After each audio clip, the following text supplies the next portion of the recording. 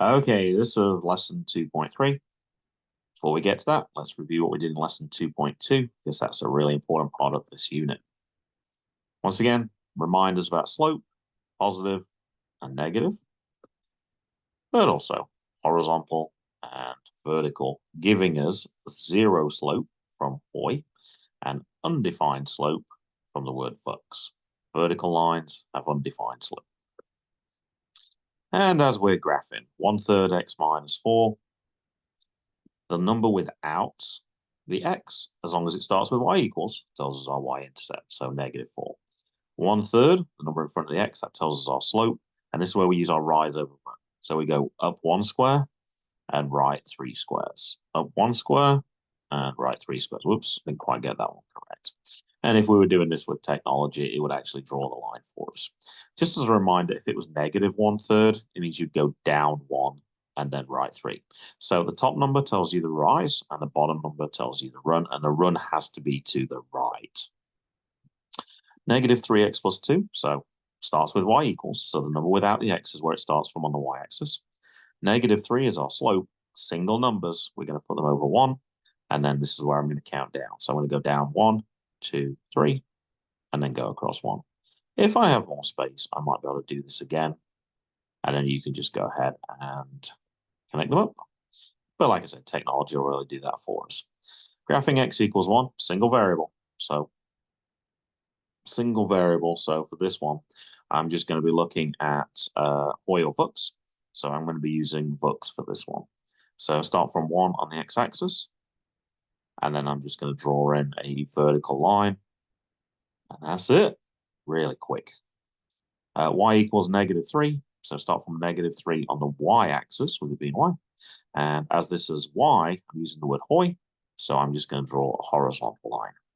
If you were asked to do this on some with technology like an IXL, all you do is you just click a second point that lies on the horizontal line, and then it would join it up for you. And there's some of the important stuff that you would need, and those answers in case you missed what I did. And then the warm-up just asks you to practice a few questions. You can clearly pause the video if you wish to at this point. And those were the answers. Ooh, a lot of C's on this one. I'm sure that some people might have thought the last one was C as well. All right, lesson 2.3. So today we want to look at a couple of things. We want to be able to identify x and y intercepts. From a graph, from an equation, and also identify when there is no x-intercept or no y-intercept. We also want to be looking at standard form for this one, standard form into slope intercept form. So this used to be just the lesson for 2.3, but we're combining it with two things now, as some of this stuff has been covered previously. And also, we've got some application questions here as well. And yeah, we're looking at, actually, I think that last slide was supposed to be deleted. I think this is the new one. We're looking at x and y intercepts, and then we're looking at standard form to slope intercept. That just tells you some of the things we're doing within the first part specifically. All right, let's start off with those x and y intercepts. So x-intercept is where it crosses the x-axis. Y-intercept is where it crosses the y-axis. The x-axis is the one that goes across, and the y-axis goes there, just for the visual learners amongst us. Notice the points on the line here. If you look at the coordinates, you can see that all the y values are 0. So whenever we have an x-intercept, it's always going to be something and 0. And similarly, when I have y-intercepts, notice all the x values are 0. So 0 and then the number, that tells you that it's a y-intercept. If we're looking at pictures, sometimes we can actually, if we're using calculators, sometimes you can actually click on the picture and it will tell you what the coordinate is. But if I'm doing this one here, so it's the opposite of slope. I'm not going rise over run. This one I'm going across first and then up. So starting from the origin, you go 4 across, that's why it's 4, and then 0 up, that's why it's 0. And for this one here, I'd go 0 across, but then 3 up, which is why it's 0, 3. So knowing which way round is kind of an important thing.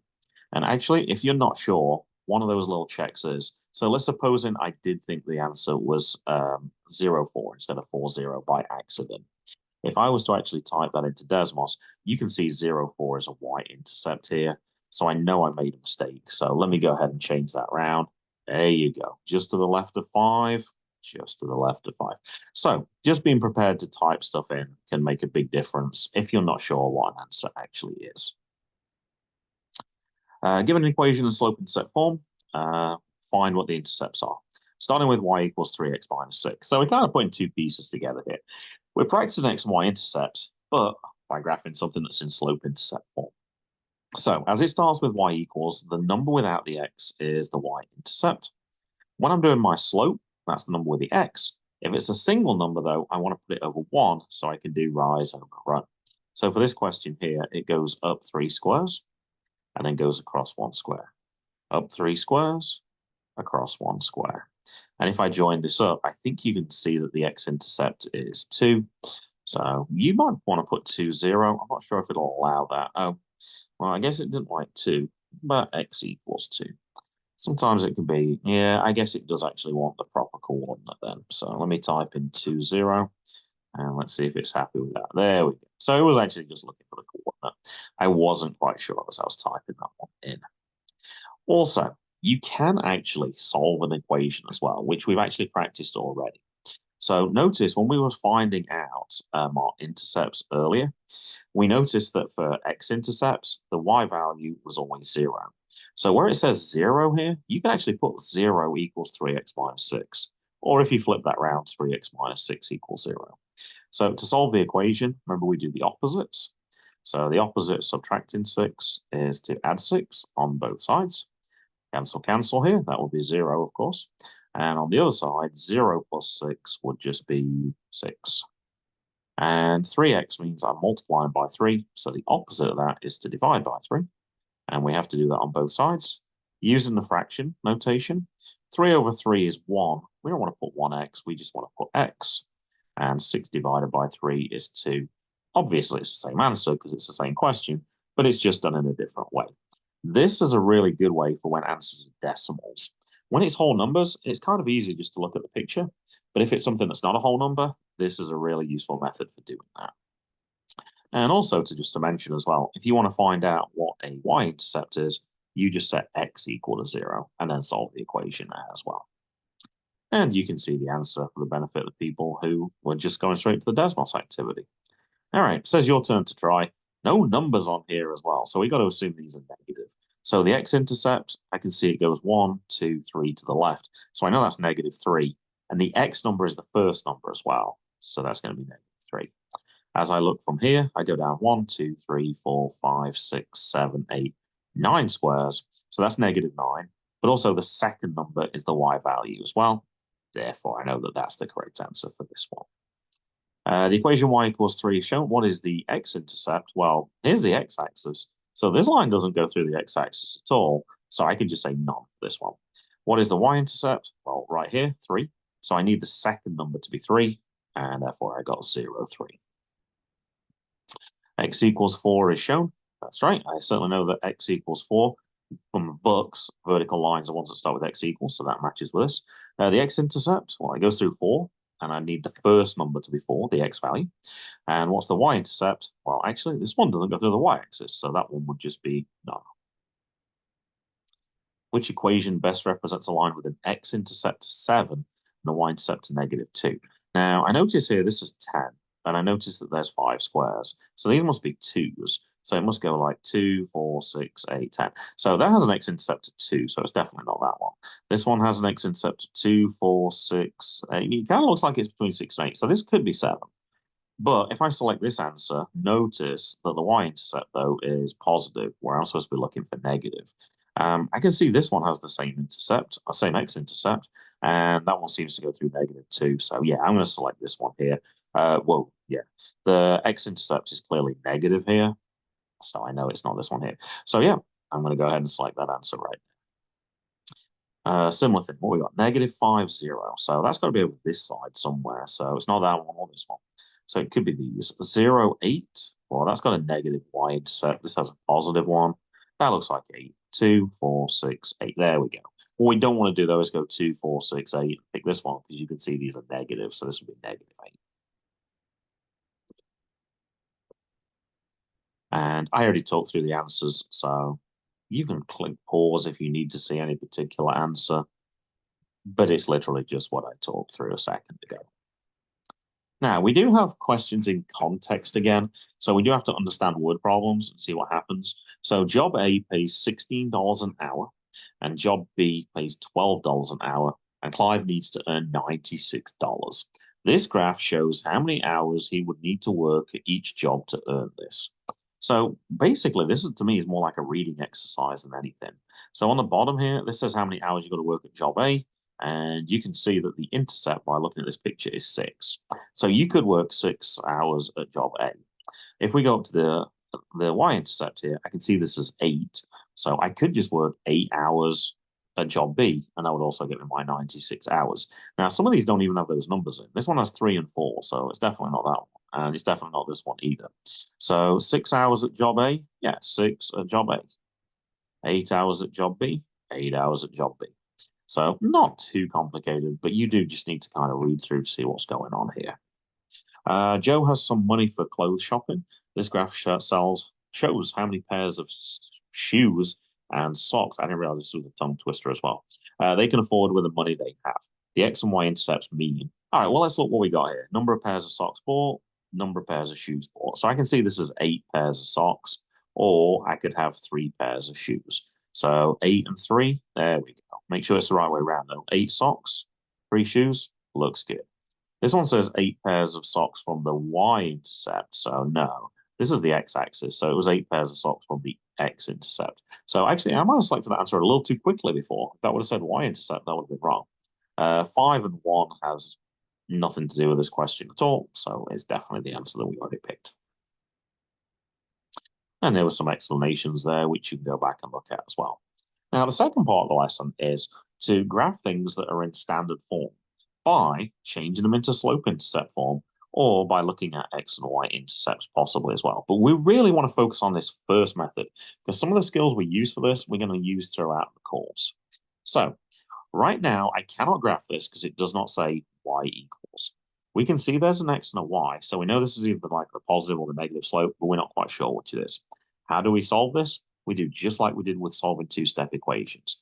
I want to make this say Y equals, so I want to move things away from the Y. So this 2x, remember this is a positive 2x. If we don't see a sign, so the opposite for that would be subtract. So I'm going to subtract 2x from both sides. Now, on the left-hand side, this will cancel. That's why we do it. Positive 2 take away 2 is 0. I get left with positive 4y, which at this point, I can just say that's 4y. That's the same thing. And for this one here, it's very tempting to want to put 6, do 8 take away 2. That's not what it says, though. It says 8 take away 2x.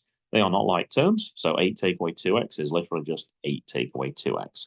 Or, as most people prefer, they prefer to put the letters first, so negative 2x. And then as this 8 is positive 8, we're just going to put positive 8 here. Now, it doesn't say y equals yet, but it does say 4y, so we're getting close. So instead of times them by 4, divide by 4.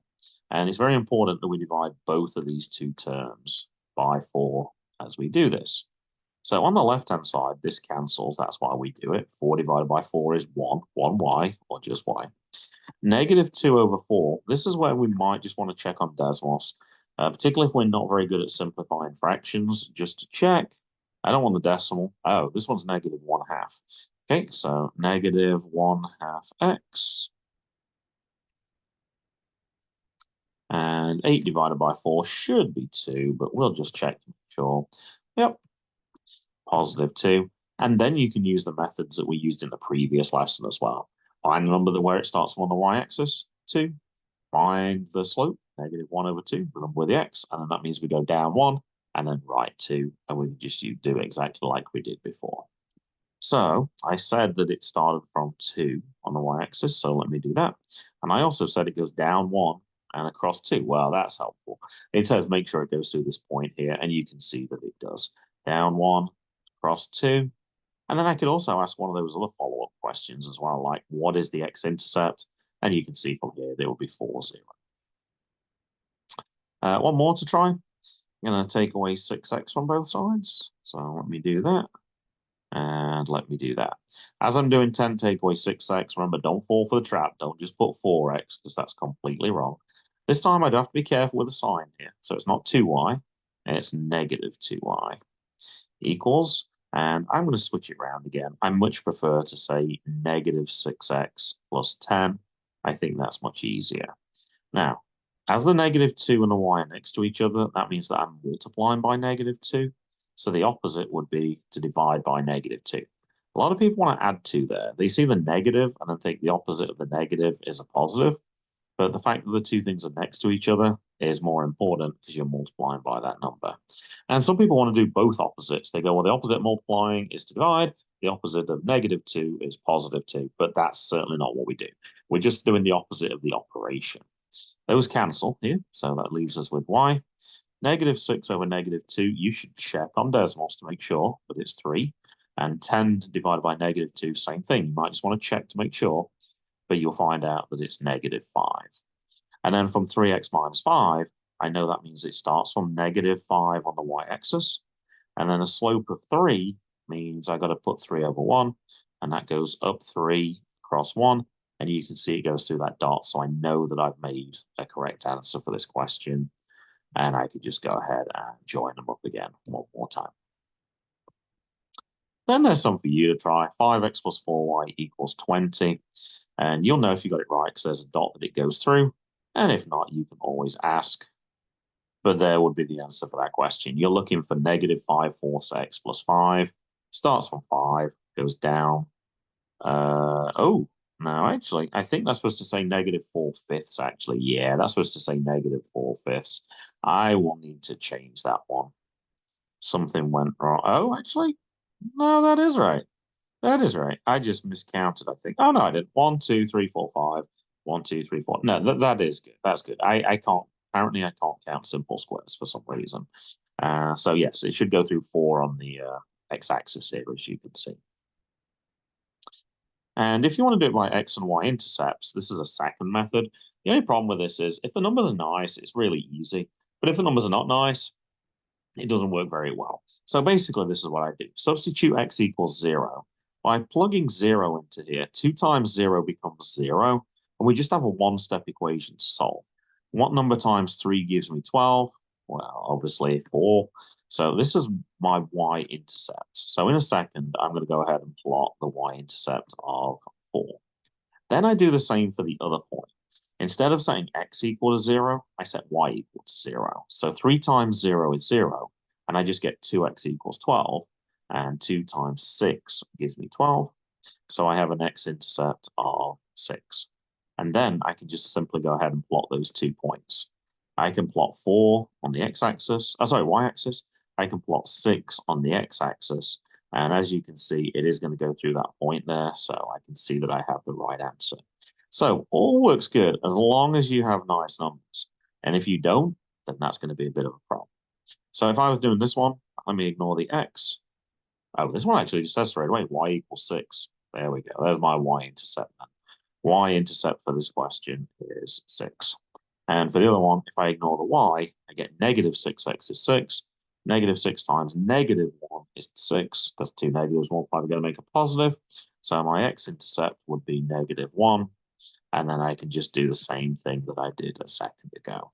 And if you're good at your times table, these really are very quick to do with nice numbers. So negative 1, 6, and I think you can see that it is going to go through that point. So I know that I did this question correct as well.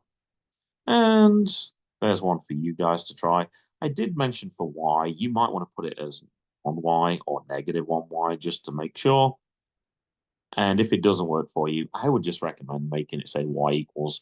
That's by far a more important method, and you'll be able to see if you got it correct from there. And that's what the picture should actually look like. And that's it for the lesson. The objectives were to do things with x and y intercepts, but it was also to graph something that was in standard form where we've got x and y on the same side of the equation. And that'll do it for this lesson.